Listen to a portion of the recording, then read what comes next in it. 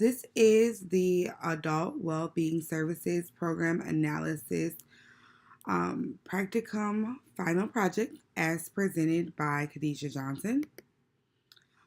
A little bit of information about All Wellbeing Services. All Wellbeing Services promotes health, well-being, and independence through advocacy and community engagement for over 60 years.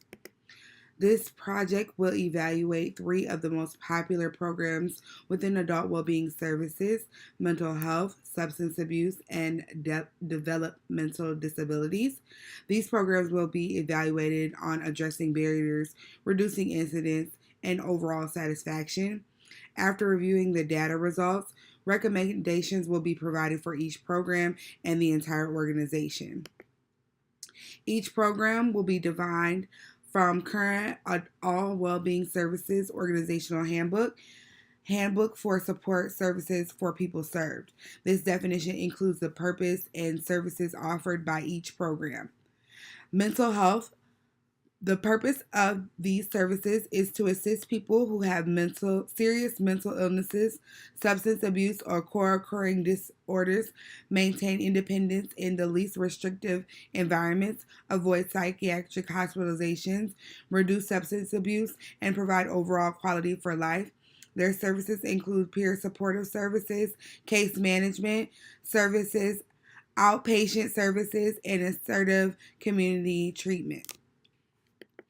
Substance abuse disorder prevention, substance use disorder treatment. Provides education and treatment for the individuals and their families who misuse or abuse alcohol, illicit drugs, prescriptions, over-the-counter medications. Services are provided in the home or other convenient locations. Intellectual development disability. The purpose of these services is to foster empowerment, promote independence, and encourage self-fulfillment, self-determination, and community participation for all individuals. Families served. Services are designed to increase socialization skills, community inclusion, and awareness, improve self-esteem, and teach new skills and develop vocational abilities.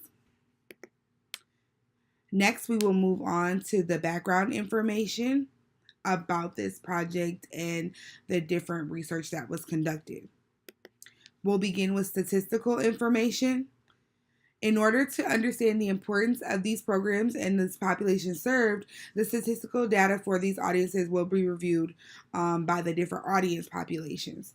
These audience populations are individuals with developmental disabilities, individuals who experience a mental health disorder, and individuals who experience a substance use disorder. Some statewide specific information about these different audience populations include 10,479 IDD clients were serviced in the Metro Detroit area from 2000 to 2010, representing 35% of the state's entire population, meaning that a large majority of IDD clients are in the Metro Detroit area. 1 in 5 adults had some type of mental illness in the past year, totaling 1.5 million adults for the state of Michigan. Some additional information includes 60% of Michigan adults age 18 and older used alcohol in the past month, while 16% of youth age 12 to 17 consumed alcohol. 1 in 11 adults in Michigan had a substance abuse disorder, totaling 658,000 people. And in 2009, 9.4% of Michigan youth with depressive feelings over the past year used illicit drugs within the past month. On a more local level, for the city of Detroit and surrounding suburbs, of these living areas, 16.6 used illicit drugs, 12.8 used marijuana, and 5.5 prescription type painkillers slash relievers within the last year. 10.1% of this population had a substance abuse disorder, higher than the state and national level. And lastly, 6.9% of the population suffered from a major depressive episode in the past year. Specifically within these three popular programs, mental health, substance use, and developmental disabilities, barriers have been a factor that helps to influence the success of the programs. The first program type to be reviewed for barriers is healthcare delivery and substance abuse. In 2014, a study was completed by Pullen and Oser. The research reviewed barriers to substance abuse treatment in rural and urban communities in the U.S. The study found that the barriers for substance abuse programs nationally include inadequate funding across both rural and urban substance abuse counselors, for substance abuse counselors, transportation issues, and bureaucratic challenges. Bureaucratic challenges include issues with the programs wanting to fulfill certain things for their clients, but the state or the local government said that there wasn't funding for these types of things, or they kind of stopped them when they needed help just because it wasn't approved on the local government or even on the state government level. In a 2011 article, a group of researchers completed a review from their original data collection across barriers in care for individuals with a severe mental disorder in the U.S. These severe mental disorders were considered those who would fall into the IDD population, so those with intellectual development disorder. From this study, they found that the barriers for IDD programs include stigmas, lack of access, and care for their physical health. So it's found that a lot of IDD clients have declining physical health because they aren't always able to communicate those issues. Gap in between physical and mental health care. So their mental health may be really strong. They kind of work with them on their different intellectual disabilities. However, they have a big gap in their physical and they aren't always matching.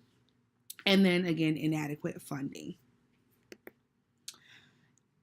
In a study completed by Padua, Guerrero, Braslow, and Fenwick in 2015, research reviewed co-occurring programming addressing more than one health issue. In particular, mental health and substance abuse is common in this type of healthcare delivery. So this specific study researched both mental health and substance abuse, which is common for them to be kind of compiled together to provide services. So the study found that barriers in co-occurring programs include coordinating care can be difficult. So people oftentimes who are receiving services go to different places. So kind of coordinating that is difficult for them. Lack of training to address both health issues. So sometimes professionals are only certified or have experience in one or the other health issue. And lack of experience could cause a less effective treatment plan. So that's not really a barrier, but it is a more of a causal response from the different barriers. Moving on to the local level of barriers in healthcare overall for the city of Detroit. Some barriers to healthcare delivery in Detroit are stigmas. There's many stigmas against these different program types, or just in general, people don't get the services that we require because they feel like they will be judged based on the type of issue that they may have. Race is a big issue with there being a difference in receiving services based on race. Residential segregation, so those who live in more urban areas of Detroit and less in the downtown or popular areas, they see a difference in their healthcare delivery. And then socioeconomic differences, so those who make less money get poorer healthcare or have barriers in healthcare overall. So now we're going to work on and talk about the methods that were used for this practicum project. So the project development. Before beginning the practicum, Adult Wellbeing Services was interested in using their collected data to determine the sufficiency in their organizations. The data sets that were reviewed from this were the incident reports from 2015 to 2018 and client satisfaction surveys from 2017. Additionally, to learn more about the clients that were serviced, specifically to understand if there were any additional barriers or burdens that they faced, it was determined that servicing these clients would be the best way to collect this information. So the additional survey that was developed was a barrier survey. So the project process was to collect research, then move to data collection, and then data review. Research was collected about the different program populations and the barriers that they encountered, that are encountered, by this population, which was discussed earlier in the PowerPoint. Moving to data collection, the incident report and satisfaction survey information was previously collected by Adult Wellbeing Services, which means they had this information, they just had not did a complete review using it, filtering it based by program. And then the barrier survey information was collected manually from 514 to 525. Additionally, satisfaction surveys are collected manually, which means they are handed out to clients or their caregivers and filled out and then returned back. Lastly is the data review. So the collected data information was reviewed using Microsoft Excel only. So we're going to move on to the results. We're first going to start with the barrier survey. So the first set of data that was reviewed by the barrier survey results, this data was more insight into the additional circumstances that a client may face. On the barrier survey, there were 3 sections of questions. So demographics, about you or about them for the caregivers, and you/them and adult well-being services. There were 2 different barrier surveys that were distributed, client survey, and then it will be reviewed based on those who are a part of the IDD program, the mental health program, and then the substance use program, and then a caregiver survey. So that is completed by the caregivers for clients who are in the IDD population. Oftentimes they are able to complete these surveys based on the disorder that they have, so their caregivers completed it on their behalf. From the barrier review, there were 57 return client surveys. 32 of the participants were in 2 or more programs, 23 were in the mental health program, and 33 were a part of the IDD program. For the caregiver surveys, 37 returned caregiver surveys, 76 of participants were in the IDD program, 13% were in the mental health program, and 11% were in 2 or more programs. The first section of the survey was demographics that include 4 identifier questions. These were age, race, gender identifier, and then the city that they were from, but the city information was removed just because we found that it wasn't useful in the collection, because we already kind of knew where the surveys came from based on what location of adult well-being services that the client or caregiver received their survey. So from the demographics, for the IDD population, 23 participants, 30% fell into the 25 to 35 age range, 35% were Black, and 48% were male. For the substance abuse program, there were 14 participants. 28% of them fell in the 45 to 54 age range, 78% Black, and 71% male. For the mental health population, 19 participants, 26% fell into the 45 to 54 age range, 58 were white, and both 47% were male and 47% of participants were female. The next section is related to the clients and related to the potential barriers that clients face outside of adult well-being services, this including whether they had jobs, if they were searching, and then their health behaviors. So for the IDD population, 82% were not working, and only 10% of those who weren't working were searching. 100% felt like they were living in a safe environment. 100% had a PCP. 82% had an annual checkup. 69% had a dental checkup. And 56% had an annual eye exam. For the substance abuse population, 71% were not working. Of that population not working, 50% were searching. 100% felt like they lived in a safe environment. 50% had a PCP. 50% had an annual checkup. 57% had a dental checkup, and 71% had an annual eye exam. Of the mental health population, 89% were not working.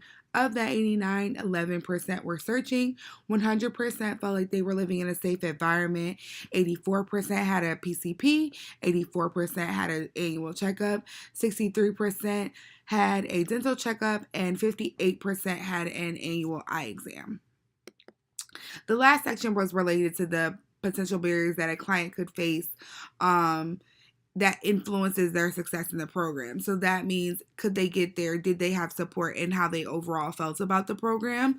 For the IDD population, 95% had reliable transportation, 78% had support, and 91% were satisfied with the AWBS services.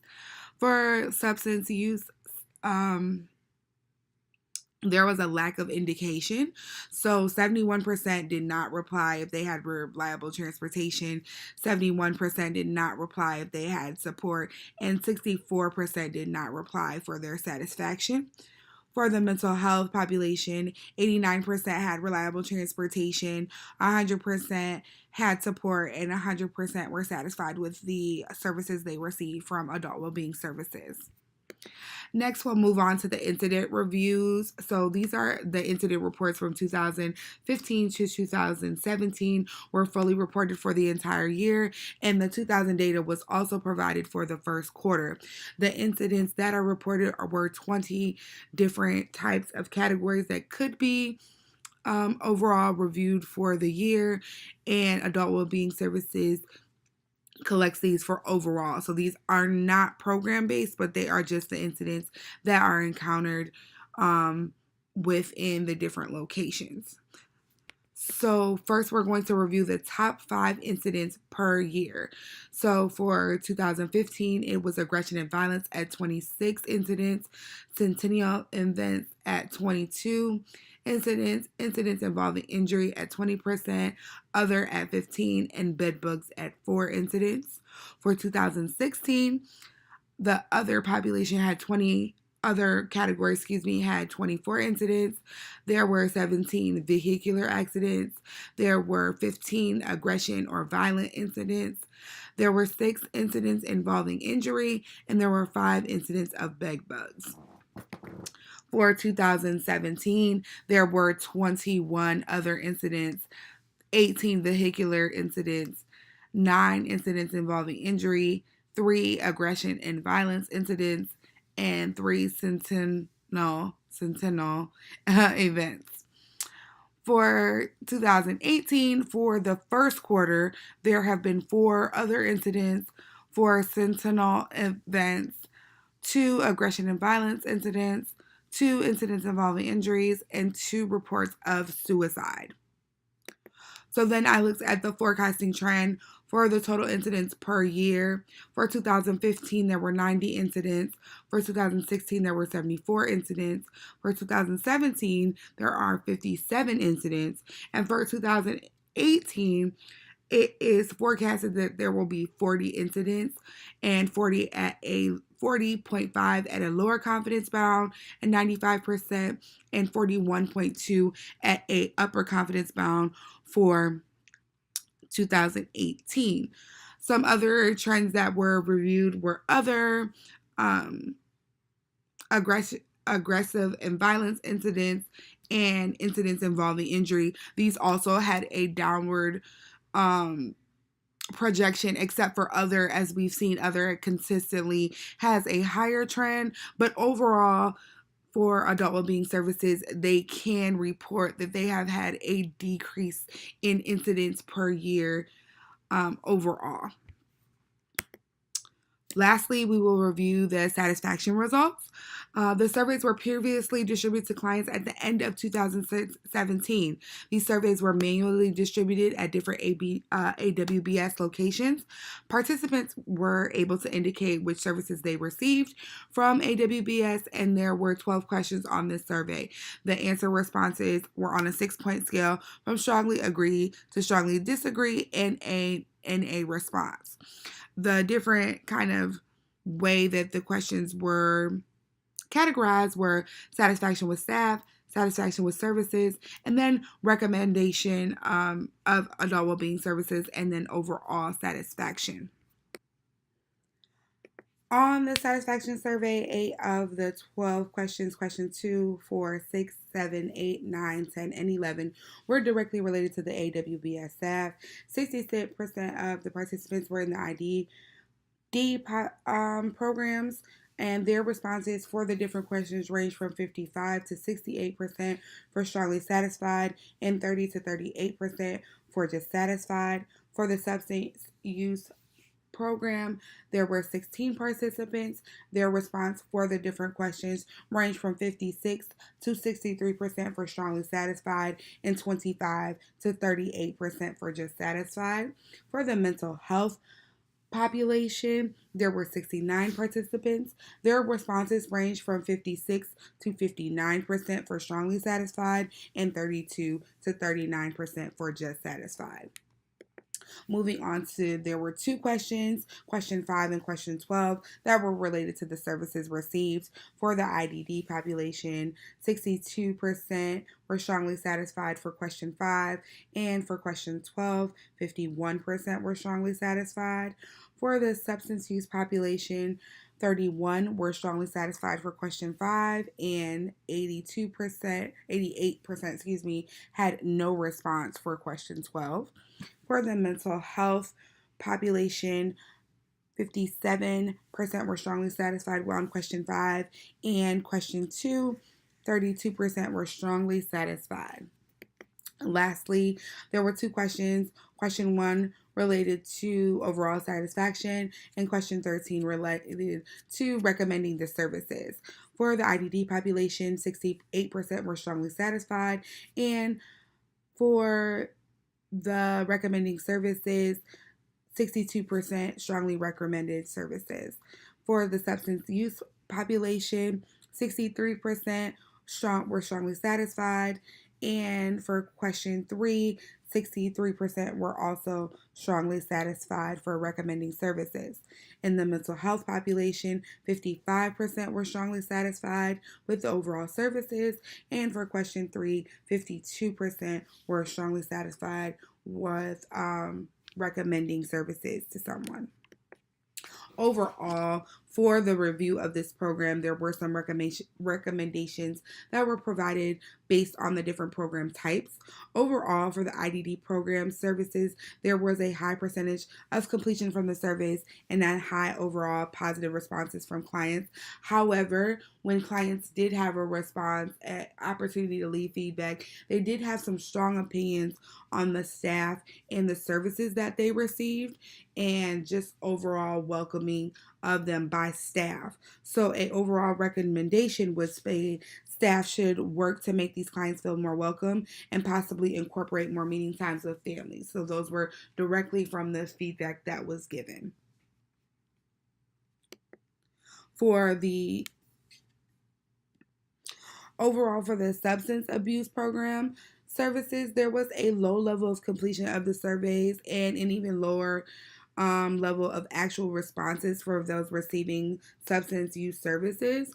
So a recommendation would be to work more closely with these clients to garner more feedback from them as clients and their experience in and outside of adult well-being services. So while there were responses, they just weren't high enough to even come up with an opinion of how well the program is or is not doing. Lastly, for the mental health program, for the mental health program services, there was a moderate rate of completion for the surveys, but the responses from the clients had more variance among them. So clients, when especially in the satisfaction, while majority did say they were satisfied or strongly satisfied, there was a lot of neutral, strongly disagree, and disagree.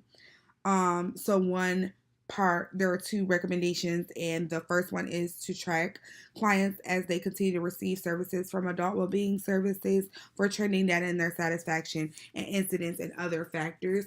So from the research that was conducted, a lot of these clients who are in the mental health program, they are new. So they haven't been in the program for very long, less than 6 months or less than a year, depending on the survey. So it's important to continue to track them because they're the new incoming people who we can continue to collect data from. And then separately, provide programming or resources to these clients to receive eye exams or dental checkups. So they had the lowest rate of response for that. So they had high PCP usage and they had high exams, but they annual exams, but these were a little bit lower. So that's an opportunity that AWBS has to make their program stronger and make it a little bit better. So moving on for the recommendations overall for the practicum. Some next step recommendations would be continuing research. So a lot of the research that was done, a lot of the surveys were either incomplete or there wasn't a high level of completion. So it's important to get more information to compile more responses. Specific data reporting. So for the different surveys, there's opportunities to make them even more tailored to the different programs they're in, and adapting a data reporting style. So from this program, there's been a style creative of how research is conducted and how it is reported, and it should be continued for this project specifically. Some larger scale recommendations would be to review data collection and review data review methods. So overall, with a lot of the data, it did have to be recompiled and redone and put back into Excel so that the data could be formally, like officially reviewed, because there was not a lot of raw data. There was just certain things that were kind of created, especially with the incident reports and satisfaction surveys.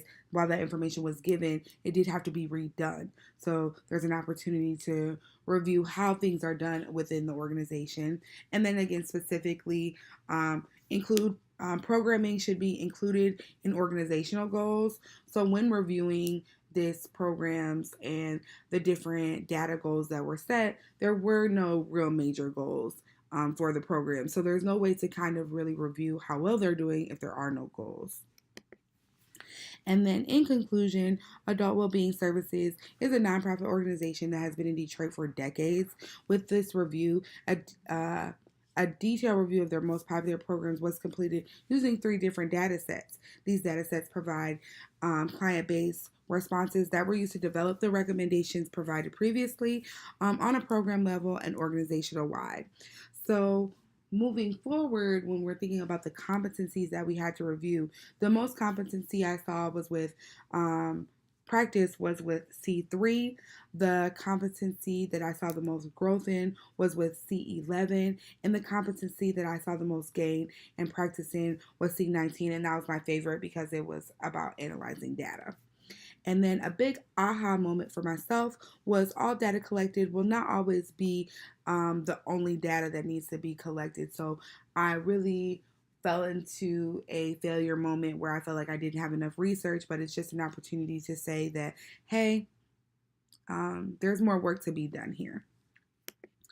And the one quote I want to leave you guys with is question everything, learn something, and answer nothing. So if there's any questions or concerns, please share them with me. I would love to hear what you guys have to say.